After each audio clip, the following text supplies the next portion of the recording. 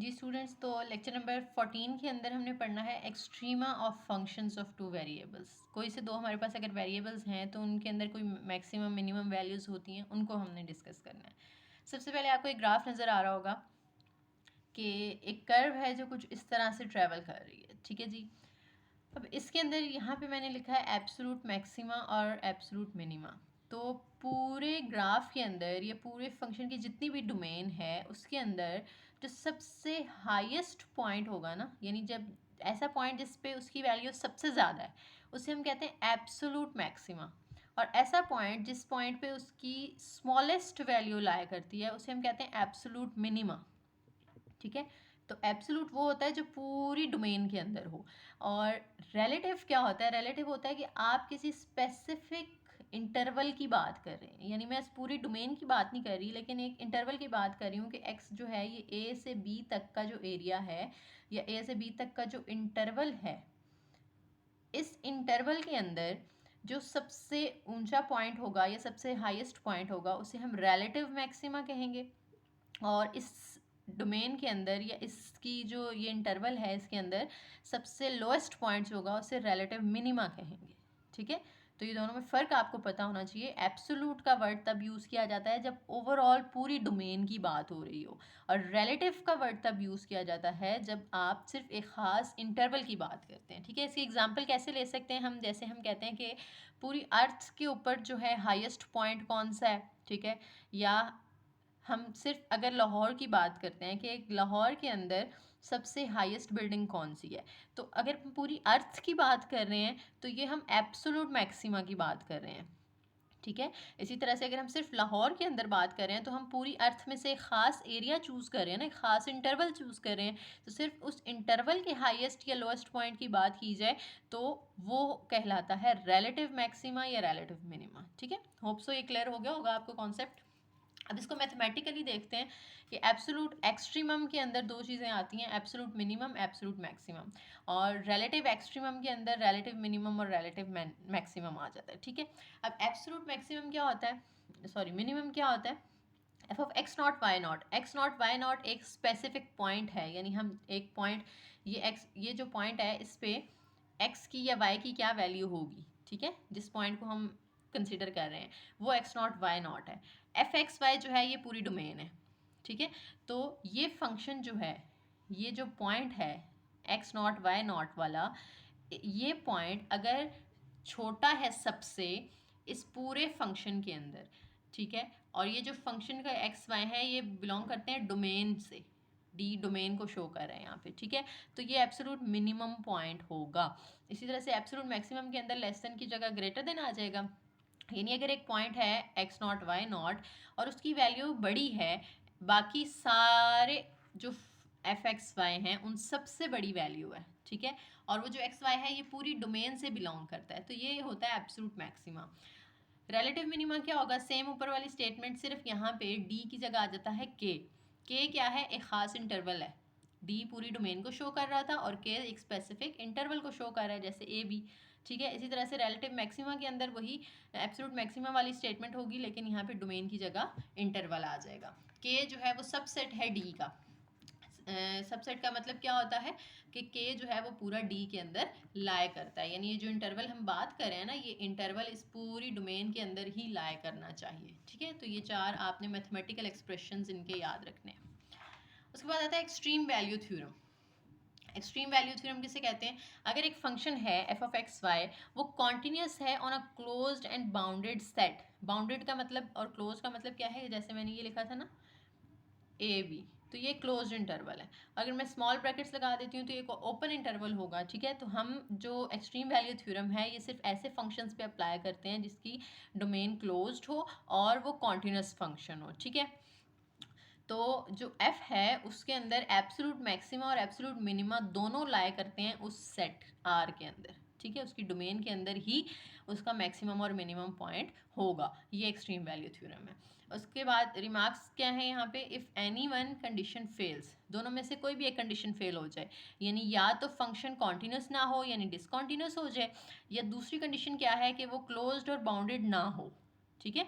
इन दोनों में से कोई एक कंडीशन भी अगर सेटिस्फाई नहीं होती तो रिलेटिव तो एब्सोलूट मैक्सिमा और एब्सोलूट मिनिमा जो है वो इस डोमेन के अंदर लाए नहीं करेगा, ठीक है। तो दोनों कंडीशंस का सेटिस्फाई होना ज़रूरी है।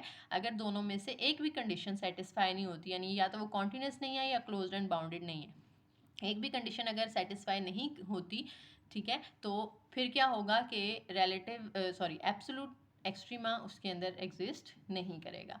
अब एक्सट्रीमा वैल्यूज़ क्या होती हैं? मिनिमम और मैक्सिमम वैल्यूज़ को ही हम एक्सट्रीम वैल्यूज़ कहते हैं, ठीक है। फॉर एग्जांपल एक फंक्शन है आपके पास ओपन डिस्क का, x माइनस x not whole square plus y minus y not whole square less than r square, ये एक फंक्शन है, ठीक है। अब एफ एक्स यानी partial derivative with respect to x and f y यानी partial derivative with respect to y दोनों exist करते हैं के अंदर, के ये सेट है, ठीक है। If this function has relative extrema at x naught y naught then f of x is equal to 0 is equal to f of y, यानी अगर इसके अंदर रिलेटिव एक्सट्रीमा है, एक्सट्रीमा का मतलब मिनिमम भी हो सकता है मैक्सिमम भी हो सकता है, तो इनके जो पार्शियल डेरिवेटिव्स होंगे ना उनके अंदर जब हम ये पॉइंट पुट करेंगे तो दोनों का आंसर 0 आना चाहिए, ठीक है। Saddle point, a differentiable function has a saddle point AB if f of xy is greater than f of AB and if f of xy less than f of AB. The corresponding point AB f of AB on Z is called saddle point.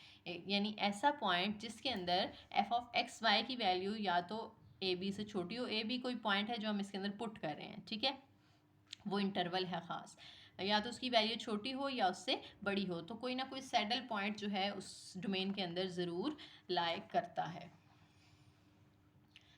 The extreme values of a function occur at critical point, ये बहुत important बात है, ये आपने याद रखनी है कि एक्सट्रीम वैल्यूज़ हमेशा क्रिटिकल पॉइंट के ऊपर लाई करती हैं, ठीक है। अब हम सीखेंगे कि क्रिटिकल पॉइंट फाइंड कैसे करते हैं। एग्जाम्पल देखें, फंक्शन है x cube plus y cube minus 3axy और a जो है वो ग्रेटर देन 0 है, तो आपने इसके क्रिटिकल पॉइंट्स फाइंड करने हैं। क्रिटिकल पॉइंट्स फाइंड करने के लिए हम एक रिलेशन यूज़ करते हैं कि partial derivative of with respect to x and partial derivative of f with respect to y दोनों इक्वल टू 0 होते हैं। तो पहले तो हमें fx और fy की वैल्यू फाइंड करनी पड़ेगी, तो यहाँ से हम fx की वैल्यू जब फाइंड करेंगे तो ये 3x स्क्वायर आ जाएगा, y क्यूब की जगह 0 आ जाएगा और ये माइनस 3a कॉन्स्टेंट है, y भी कॉन्स्टेंट है, x की जगह 1 आ जाएगा, तो 3x स्क्वायर माइनस 3ay ये fx की वैल्यू आ गई।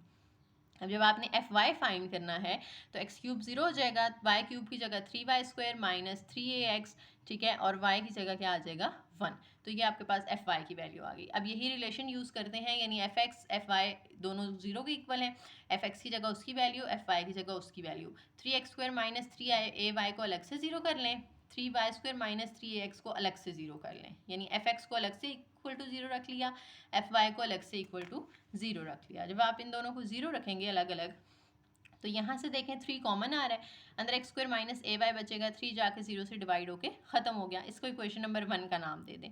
यहाँ से भी 3 कॉमन आता है, दूसरी साइड पे जाके डिवाइड हो जाएगा, अंदर बचता है वाई स्क्वायर माइनस ए एक्स। अब ए एक्स यहाँ पर डिवाइड हो रहा है, दूसरी साइड पर जाके मल्टीप्लाई हो जाएगा। यहाँ से y की वैल्यू निकाल के ना हमने इसके अंदर यहाँ से x की वैल्यू निकाल के हमने इसके अंदर पुट करनी है, ठीक है। तो यहाँ से x की वैल्यू निकालने के लिए पहले तो x को हमने वहाँ मूव करवाया, a वहाँ मल्टीप्लाई हो रहा था, यहाँ के डिवाइड हो जाएगा, तो x की वैल्यू आ गई वाई स्क्वायर ओवर a, तो इस x की जगह पुट कर दें वाई स्क्वायर ओवर a, इस x का स्क्वायर है तो वाई स्क्वायर ओवर a का भी स्क्वायर आ जाएगा माइनस ये a by as it is, ठीक है जी। अब वाई स्क्वायर का स्क्वायर ओपन करेंगे y4, नीचे a का स्क्वायर a स्क्वायर आ जाएगा minus a y is equal to 0। अब क्या करना है, आपने इनका एलसीएम ले लेना है, ठीक है, वो आपने इक्वेशन लिखी, इनका एलसीएम ले लेना। ए के वाई के नीचे कुछ नहीं था तो हम यहाँ पे 1 लिख देंगे और is equal to 0। Denominator same करने के लिए ए स्क्वायर है तो यहाँ भी ए स्क्वायर मल्टीप्लाई कर देंगे और यहाँ भी ए स्क्वायर मल्टीप्लाई कर देंगे, तो ये बन जाएगा ए वाई क्यूब, ये y4 एज इट इज़ और नीचे क्योंकि सेम थे तो वो as it is, a square जाके 0 से मल्टीप्लाई होकर ख़त्म हो जाएगा और इधर y4 और ए क्यूब y में से y कॉमन आ रहा था तो हमने y कॉमन ले लिया, अंदर बचा y क्यूब माइनस ए क्यूब। ये जो y हमने कॉमन लिया है ये y अलग से 0 के इक्वल रख दें, y क्यूब माइनस ए क्यूब को अलग से इक्वल टू 0 रख दें, तो एक तो y की वैल्यू हमारे पास आ गई, तो यहाँ से y की वैल्यू निकालने के लिए ए क्यूब दूसरी साइड पे जाके प्लस हो जाएगा, क्यूब रूट लेंगे दोनों साइड पे तो ये क्यूब कैंसिल हो जाएंगे, y की दूसरी वैल्यू a आ गई। अब जो हमने ऊपर इक्वेशन बनाई थी ना जिसमें हमने x फाइंड किया था, ये देखें जी, x is equal to y square over a. ये इक्वेशन हम लिखेंगे x is equal to y square over a. ये जो वाई की वैल्यू 0 आई है यहाँ पे पुट करें तो एक्स की वैल्यू भी 0 आती है। तो यहाँ से एक क्रिटिकल पॉइंट हमारे पास आ गया 0 0, एक्स भी 0 वाई भी 0, ये एक पॉइंट आ गया। अब ये जो y की वैल्यू a आई है, यही सेम इक्वेशन दोबारा x is equal to y square over a लिख के y की वैल्यू a पुट कर दें तो a का स्क्वायर ओवर a, तो x की वैल्यू भी a आ गई। तो दूसरा क्रिटिकल पॉइंट क्या होगा, x a है और y भी a है, तो a a, ये दो क्रिटिकल पॉइंट्स आपके पास आ गए 0 0 और a। मज़ीद क्रिटिकल पॉइंट्स की काफ़ी सारी एग्जांपल्स हैं जो हम लेक्चर नंबर 15 के अंदर इंशाल्लाह डिस्कस करेंगे।